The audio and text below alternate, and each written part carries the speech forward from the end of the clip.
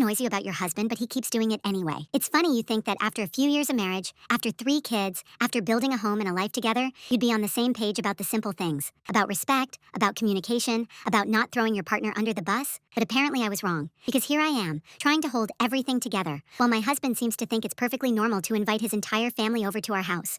Not just without asking me, but when he won't even be home himself. We both work full-time jobs. I'm a teacher, so my days start early and end when the last bell rings. Though anyone who's ever taught knows the work doesn't end when you walk out of the school doors. And then, as soon as I get home, I step straight into my second full-time job, taking care of the kids, managing the house, cooking, cleaning, laundry, the works. My husband works too, of course, but once his day is done, he's done. Mine never is. And despite all of that, he seems to think I'm just sitting around, waiting for extra guests to entertain. It started again this morning. I was already exhausted before the day had even really begun. I'd gone into work early, prepped my classroom, taught a few lessons, and was already mentally mapping out the list of things I needed to get done once I got home. Then, as he was dropping off our middle child at school, the same school where I teach, he casually mentioned that his sister and nieces were coming over later that day for a play date with his parents. He said it like he was telling me the weather forecast, like it was just some neutral, irrelevant fact that had nothing to do with me. After school? He said, like that explained everything. I just stared at him. What do you mean, after school? I get home at 3. You don't get home until 5:30, and then you go straight to coaching until 7:30. How is this your plan when you won't even be here? That's when he did what he always does. Turned it around on me. He rolled his eyes and sighed dramatically like I was being ridiculous for even questioning it. They don't have school in their town today, he said, and you never want to see my family. You always make this a big deal. And then, before I could respond, he stormed off, like I was the unreasonable one. Like I had just ruined his day by daring to ask why people were being invited into our home without anyone consulting me.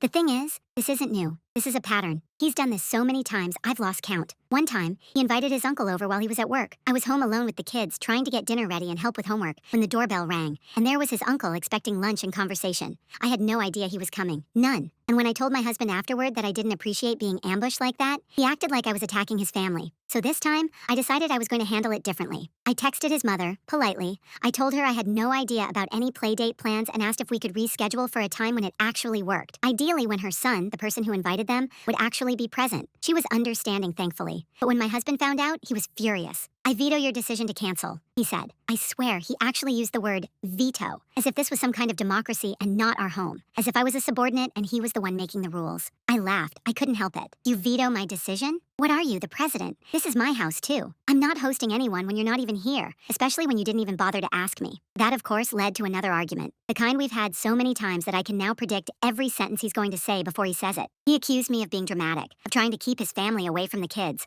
of melting down over nothing. And I, once again, found myself trying to explain the concept of basic respect to a grown man I've been married to for years. What gets me the most is how obvious it all seems.